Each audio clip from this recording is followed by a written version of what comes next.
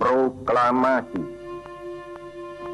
Kami, bangsa Indonesia, dengan ini menyatakan kemerdekaan Indonesia. Proklamasi kemerdekaan Indonesia merupakan salah satu peristiwa paling bersejarah bagi bangsa Indonesia. Proklamasi membawa era baru bagi perjuangan bangsa Indonesia dalam rangka melawan penjajahan bangsa asing dan bersatu sebagai bagian dari sebuah bangsa yang merdeka.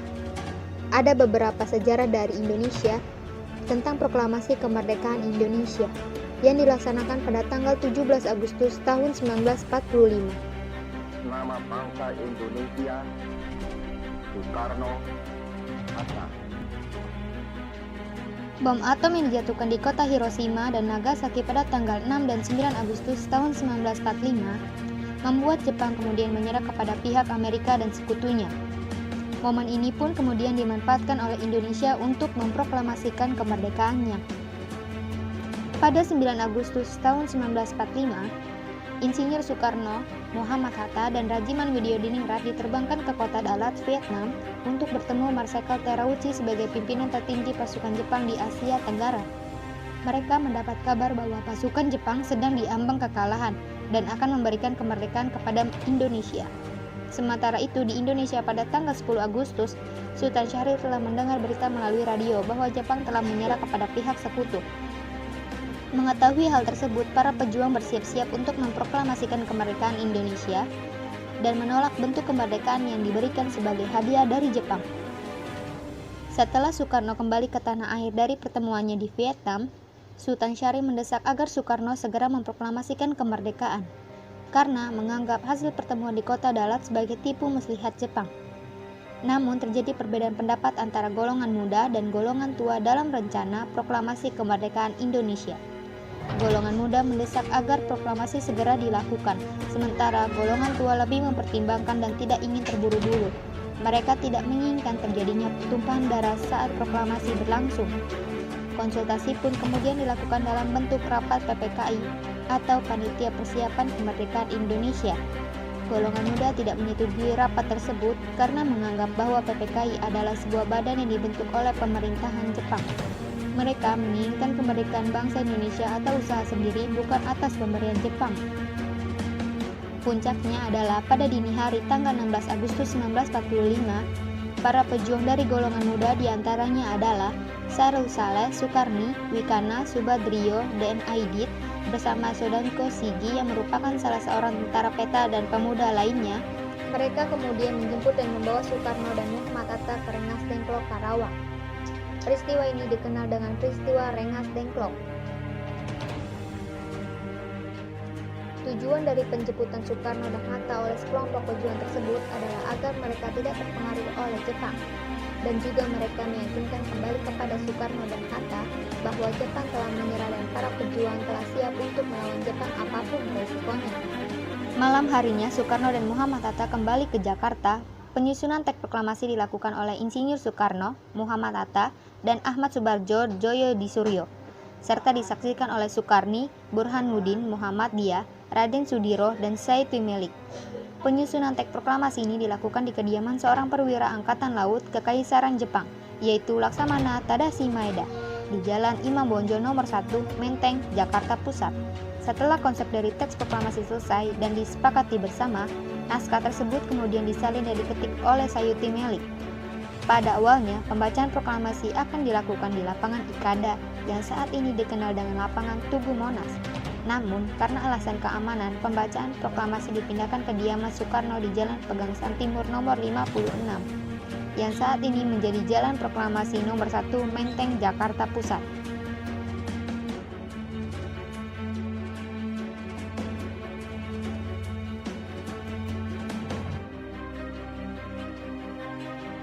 Pembacaan Proklamasi Kemerdekaan Indonesia dilaksanakan pada hari Jumat tanggal 17 Agustus tahun 1945 Masehi atau tanggal 17 Agustus tahun 2605 menurut tahun Jepang, dan bertepatan juga dengan tanggal 9 bulan Ramadan tahun 1364 Hijriah pada pukul 10 pagi. Bung Karno, sapaan akrab untuk Presiden Soekarno, ternyata sedang dalam kondisi yang tidak sehat ketika membacakan teks proklamasi pada tanggal 17 Agustus tahun 1945. 2 jam sebelum pembacaan proklamasi, Bung Karno masih tertidur pulas di kediamannya di Jalan Pegangsaan Timur nomor 56. Oleh dokternya, beliau didiagnosa terserang penyakit malaria tertiana. Suhu tubuh dari Bung Karno saat itu sangat tinggi, sehingga dokternya memberikan obat untuk menurunkan panas. Bung Karno lalu bangun dari tempat tidurnya pada pukul 9 pagi, dan pada pukul 10 pagi beliau membacakan teks proklamasi kemerdekaan Indonesia. Karena kondisinya yang sedang tidak sehat, Bung Karno saat itu tidak berpuasa. Meskipun sebelumnya sudah sempat makan sahur bersama sahabatnya yaitu Muhammad Hatta, atas anjuran dari dokter pribadinya, Bung Karno kemudian membatalkan puasanya pada hari itu. Naskah asli dari teks proklamasi sempat menghilang. Naskah rancangan proklamasi yang ditulis tangan oleh Presiden Soekarno sempat hilang setelah naskah tersebut diketik ulang oleh Sayuti Melik. Kemungkinan karena naskah tersebut sudah diketik ulang, naskah asli tulisan tangan itu kemudian tidak terlalu diperhatikan sehingga ikut terbuang. Burhanuddin Muhammadiyah menemukan naskah asli tersebut di keranjang sampah di kediaman Laksamana Meda dan kemudian mengamankannya. Burhanuddin Muhammadiyah menyimpan naskah asli tersebut dan baru memberikan kepadanya Presiden Soeharto pada 29 Mei tahun 1992.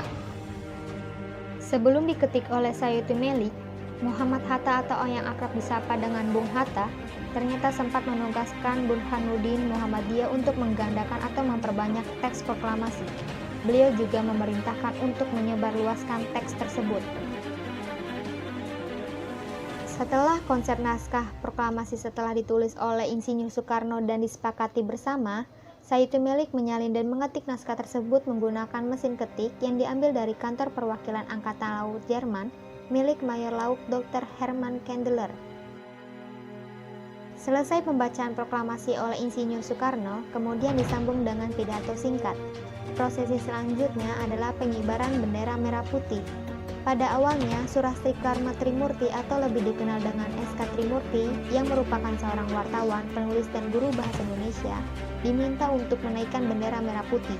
Namun beliau menolak dengan alasan pengibaran bendera sebaiknya dilakukan oleh seorang prajurit. Kemudian ditunjuklah Latif Hendradingrat yang merupakan prajurit peta, dibantu oleh Suhud untuk tugas tersebut. Bendera pusaka merah putih atau dikenal dengan sebutan Sangsaka Merah Putih yang dikibarkan pada 17 Agustus tahun 1945 dijahit sendiri oleh istri Presiden Soekarno yaitu Ibu Fatmawati. Beliau menjahit sendiri bendera tersebut. Kain yang beliau gunakan untuk membuat bendera adalah kain spray katun pemberian dari seorang perwira Jepang dan dikatakan kain merahnya didapat dari kain penutup milik penjual soto. Upacara proklamasi saat itu dilaksanakan dengan sangat sederhana. Upacara tersebut berjalan tanpa protokol, tanpa musik, tanpa konduktor, dan tanpa pancaragam. Upacara pada saat itu hanya ada 3 agenda, yaitu pembacaan teks proklamasi, pengibaran bendera merah putih, dan menyanyikan lagu Indonesia Raya. Dan yang terakhir adalah sambutan dari Wali Kota Jakarta saat itu yaitu Suwiryo dan Dr. Muwardi. Kepala Pemerintah Militer Jepang mengirimkan 5 ofisirnya untuk mendatangi Insinyur Soekarno dengan maksud untuk melarang Soekarno membacakan proklamasi. Namun, kelima ofisir tersebut datang ketika upacara telah selesai dilakukan dan proklamasi sudah dibacakan.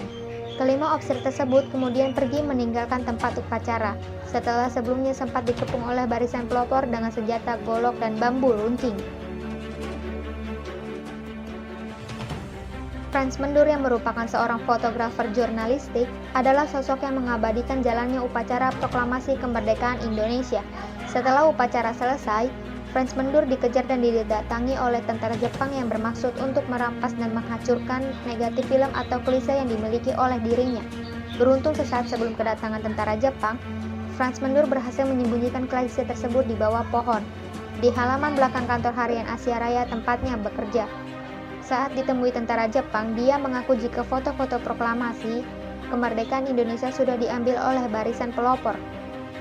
Foto karya Frans Mendur membuat bangsa Indonesia dapat menyaksikan dokumentasi proklamasi kemerdekaan Indonesia.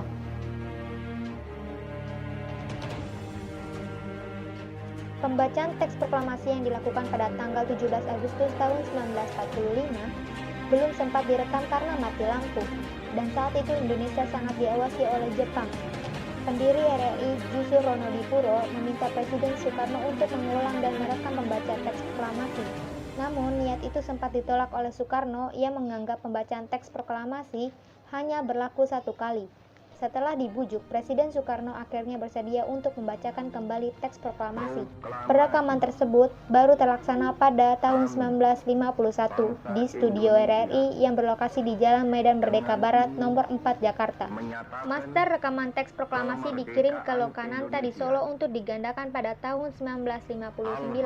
Rekaman suara pembacaan teks proklamasi yang kita dengar saat ini merupakan hasil rekaman yang dilakukan 6 tahun setelah Indonesia merdeka. Dengan cara saksama, Gelar proklamator secara resmi didapat oleh Bung Karno dan Bung Hatta 41 tahun setelah kemerdekaan Indonesia.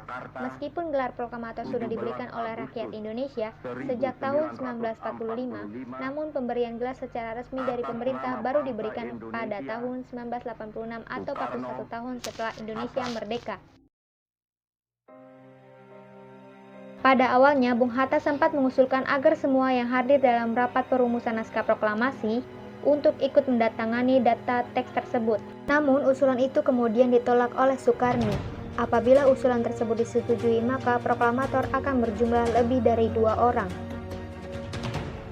Selain sebagai hari jadi bangsa Indonesia, tanggal 17 Agustus juga merupakan tanggal di mana wafatnya 2 tokoh yang berjasa bagi bangsa Indonesia, yaitu pencipta lagu Indonesia Raya, W.G. Rudolf Supratman atau yang lebih dikenal dengan W.R. Supratman.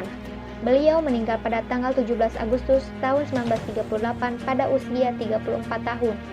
Selain W.R. Supratman yang meninggal pada 17 Agustus, seorang pencetus ilmu bahasa Indonesia yaitu Herman Melbrander van der Tuuk yang meninggal pada 17 Agustus tahun 1894 pada usia 69 tahun. Beliau adalah pencetus dasar linguistika modern beberapa bahasa yang dituturkan di Nusantara. Itulah sejarah singkat tentang proklamasi kemerdekaan Indonesia yang ada di dalamnya. Seperti kata pepatah, bangsa yang besar adalah bangsa yang tidak melupakan jasa-jasa para pahlawannya.